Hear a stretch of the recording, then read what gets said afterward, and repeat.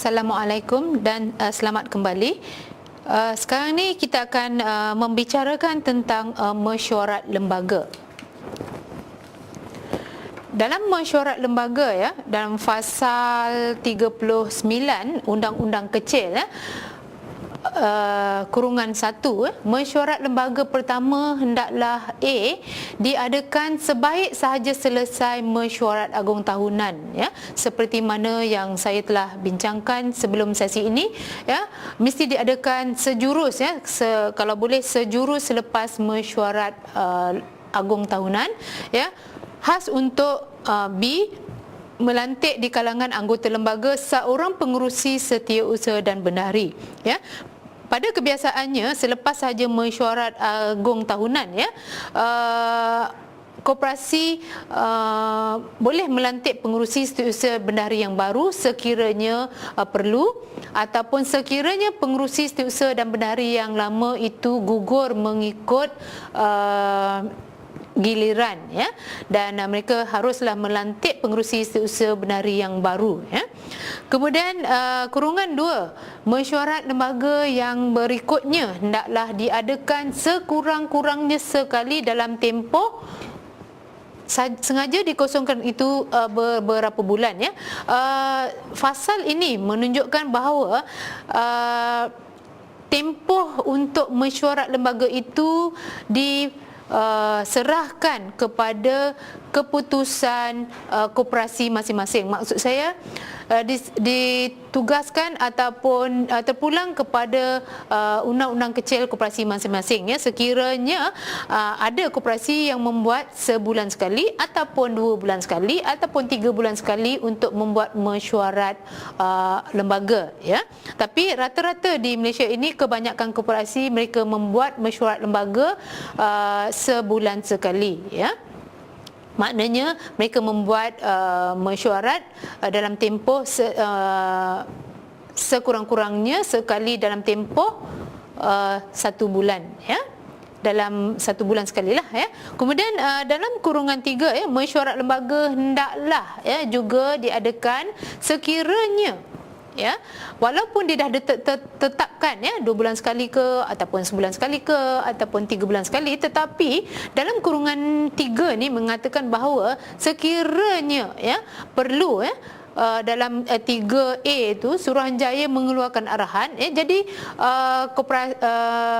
lembaga hendaklah membuat mesyuarat lembaga khas, ya, sekiranya Suruhanjaya mengeluarkan arahan, ya. Ataupun, ya, B, beberapa orang, ya, yang itu sengaja dikosongkan, yang ini terpulang kepada koperasi untuk mengisi sendiri, ya, pihak pengurusan untuk mengisi sendiri, sama ada 50 orang ke 100 orang ke ataupun beberapa orang yang dipikirkan wajar menganggotai beberapa orang anggota lembaga membuat permintaan, ya. Ini membuat permintaan bertulis menyatakan perkara-perkara yang hendak dibincangkan, ya. Mungkin dia nak membuat mesyuarat lembaga khas, ya. Kemudian kita pergi kepada slide seterusnya, iaitu agenda mesyuarat lembaga, ya. Setiap mesyuarat seperti mana yang saya katakan tadi mestilah ada fungsi dan juga agendanya, ya. Mengikut Undang-Undang Kecil 41, urusan mesyuarat lembaga hendaklah termasuk yang berikut, ya. A, mengesahkan minit mesyuarat lembaga terdahulu, ya. Setiap mesyuarat hendaklah kita dahului dengan memulakan mesyuarat dengan mengesahkan minit mesyuarat terdahulu. Tak kiralah mesyuarat lembaga ke, mesyuarat lembaga khas ke ataupun mesyuarat agung tahunan, ya. Ini adalah perkara biasa di mana kita mulakan setiap mesyuarat dengan membuat pengesahan minit mesyuarat yang lepas, ya. B, membincangkan perkara berbangkit, ya, sekiranya ada perkara-perkara berbangkit ataupun ada agenda aktiviti-aktiviti yang belum selesai yang perlu dibincangkan, jadi kita kena bincangkanlah perkara-perkara berbangkit dalam agenda ini, ya. Kemudian C, mengkaji, membincang, menimbang dan memutuskan di mana berkenaan perkara-perkara berikut seperti keputusan-keputusan mesyuarat agung dan menentukan tindakan-tindakan didasarkan, ya, seperti mana tadi saya telah menerangkan bahawa apa saja keputusan yang diputuskan ataupun yang telah dipersetujui di dalam mesyuarat agung, hendaklah kita tentukan tindakan-tindakan ataupun apa yang perlu kita buat untuk mematuhi, ya, keputusan yang telah disarankan oleh mesyuarat agung, ya.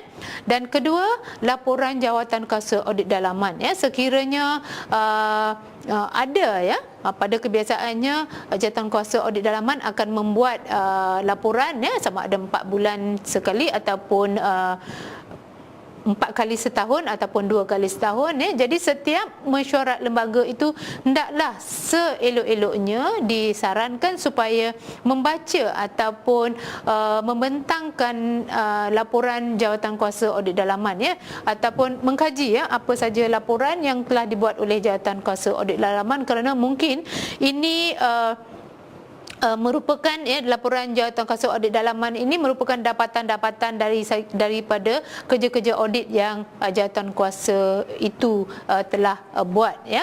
Mungkin ada perkara-perkara yang perlu diperbaiki ataupun perlu ditambah baik supaya melicinkan lagi pengurusan koperasi. Kemudian yang ketiga adalah laporan pengurusan, ya. Jadi laporan secara amnya setiausaha akan membentangkan tentang laporan pengurusan apa yang dibuat sepanjang sebelum ataupun sepanjang bulan, ya, sekiranya mesyuarat dibuat sebulan sekali. Kemudian yang keempat adalah permohonan menjadi anggota koperasi sekiranya ada, ya.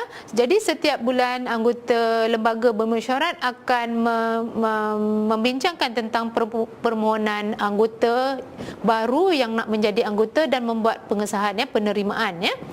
Okey, kemudian yang kelima, permohonan berhenti daripada menjadi anggota sekiranya ada, ya, sekiranya ada anggota yang hendak berhenti ataupun hendak menamatkan keanggotaan mereka daripada koperasi ini, ya. Kemudian seterusnya, permohonan pembiayaan Islam dan kemudahan kredit daripada anggota sekiranya ada, ya. Sekiranya ada anggota yang memohon untuk membuat pinjaman, ya, daripada anggota, ya, daripada koperasi, maaf. Kemudian permohonan menambah ataupun mengurangkan ansuran pinjaman, ya, sekiranya ada anggota yang telah membuat pinjaman tetapi tidak mampu untuk ataupun ingin menambah bayaran balik ataupun untuk mengurangkan bayaran balik. Jadi mereka juga boleh membuat permohonan dan perkara ini perlu dibincangkan di dalam mesyuarat lembaga, ya. Sekiranya ada, ia haruslah dimasukkan di dalam agenda mesyuarat lembaga, ya. Seterusnya adalah permohonan menambah ataupun mengurangkan caruman share ataupun yuran, ya. Sekiranya kita ada yuran, ya, sekiranya kita ada aktiviti yuran dan anggota tersebut ingin menambah ataupun mengurangkan yuran mereka, hendaklah dibincangkan di dalam mesyuarat ini, ya, ataupun mesyuarat lembaga, ya. Kemudian seterusnya, agenda mesyuarat lembaga hendaklah membentang dan meluluskan kedudukan keuangan bulanan, ya, khasnya bendahari perlu membuat pembentangan. Kemudian mengkaji, membincang dan memutuskan cadangan projek koperasi sekiranya ada, ya. Mengkaji, membincang dan memutuskan hal-hal perjawatan, ya. Maknanya ada perihal kekitangan koperasi, program latihan pekerja dan juga program pendidikan anggota sekiranya ada, ya. Dan agenda seterusnya adalah untuk melantik jawatankuasa audit dalaman di kalangan anggota menurut Undang-Undang Kecil 49, ya. Ini biasanya agenda mesyuarat lembaga yang pertama selepas mesyuarat agung tahunan, ya, melantik 3 orang, tidak kurang daripada 3 orang dan tidak boleh melebihi 5 orang untuk mewakili anggota sebagai jawatankuasa audit dalaman koperasi, ya. Dan akhirnya menjalankan apa-apa urusan lain yang memberi notis tidak kurang daripada 7 hari, ya. Maknanya apa saja urusan hendaklah kita beri notis tidak kurang daripada 7 hari untuk kita boleh bincangkan di dalam mesyuarat lembaga. Ini seperti macam usul lah, ya.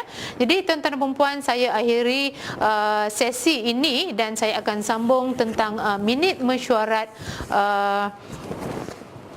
minit mesyuarat agung ya tuan-tuan dan puan-puan.